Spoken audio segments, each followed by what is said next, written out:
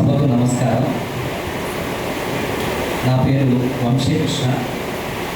నేను విష్ణు మా cousin brother గారు. దాదాపుగా ఈ వివికి స్టార్ట్ అయిన దగ్గర నుంచి కూడా దీంతో పాటు మానసికంగా ప్రయాణం చేస్తూ ఉన్నాం.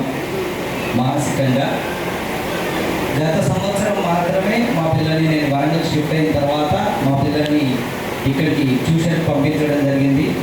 సో పిల్లలు 8th 9th చదువుతూ ఉన్నారు, ట్యూషన్లో నేర్చుకున్నారు. వాళ్ళ ఆటలు కావచ్చు, పాటలు కావచ్చు, అన్ని రకాల మధ్యలో వాళ్ళు ఇప్పుడు ముందుకు వెళ్తున్నారు.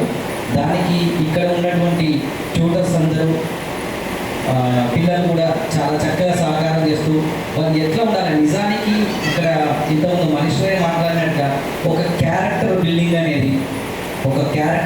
అనేది ఇక్కడ జరుగుతూ ఉన్నది. అది చాలా అద్భుతమైనటువంటి విషయం. అది మిగతా ప్లేసులల్లో కొన్ని స్కూల్స్లో అది జరుగుతున్నది, కానీ నిజానికి స్కూల్లో జరగాల్సిందే. అది ఇక్కడ జరుగుతూ ఉన్నది. ఈ పిల్లలందరూ చాలా అదృష్టం ఉంటుంది. ఇంకొక విషయం కూడా నేను ఇక్కడ మీకు మీ ముందు ప్రస్తావన తీసుకురావాల్సింది ఏంటి అంటే, ఈ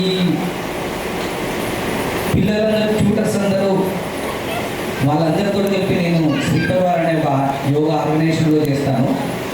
సో మేము ఇట్లా క్లాసెస్ చేస్తున్నామని చెప్పేసి విషయం తెలిసినప్పుడు, అన్నయ్య మేము కూడా ఒక క్లాస్ చేస్తాము, మా ట్యూటర్స్ అందరికీ ఒక క్లాస్ పెట్టించండి అని చెప్పేసి అంటే ఒక 10 మంది పిల్లలతో కలిపి విష్ణుతో సహా ఒక 21 days పాటు ఒక క్లాస్ చేయడం జరిగింది.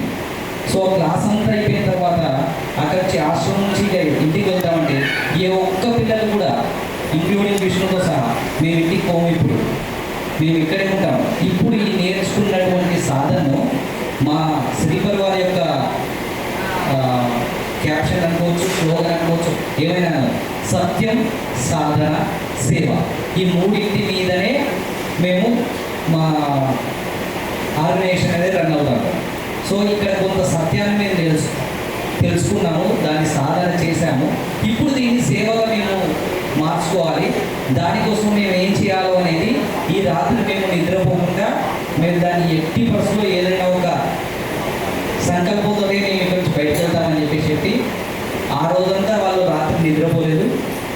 10 మంది పిల్లలు తెల్లారి ఇక్కడికి వచ్చిన తర్వాత వితిన్ డేస్లో వాళ్ళు వివేక్ సేవక్ అనే ఒక కాన్సెప్ట్ తీసుకొని వాళ్ళు దాంతో సేవా కార్యక్రమాలు చేయడం మొదలుపెట్టారు. ఎక్కడో నర్సంపేట వాళ్ళకి అస్సలు తెలీదు. ఒక పేపర్లో వచ్చినటువంటి ఒక వార్తను చూసి దాదాపు ఒక 40,000 రూపాయల దాకా గ్యాదర్ చేసి వాళ్ళ సంబంధం అసలు ఎవ్వరో తెలియకుంటారు. వాళ్ళు తీసుకొచ్చి ఆ 40,000 రూపాయలు తీసుకుపోయి ఇవ్వడం జరిగింది. సో అట్లా సేవా కార్యక్రమాలని కూడా అంటే నేర్చుకున్న దానిగా కానే కాకుండా లోపల సాధారణంగా ఉంచుకొని దాని సేవగా కూడా మార్చేటువంటి పని ఇక్కడ జరుగుతున్నది. నేటి సమాజానికి ఇదే కావాలి. ఇప్పుడు ఈ 10 సంవత్సరాల తర్వాత దీన్ని మళ్ళీ ఇక్కడితోటి ఆపుతున్నాం అనేది కొంచెం బాధాకరంగా అనిపించిన, ఇది ఒక మజిలీగా మాత్రమే మిగిలిపోతుంది. మళ్ళీ ఇంకొక లెవెల్లో ఇది మళ్ళీ స్టార్ట్ కావాలని కోరుకుంటూ థ్యాంక్ యూ. జై గురుదేవ్.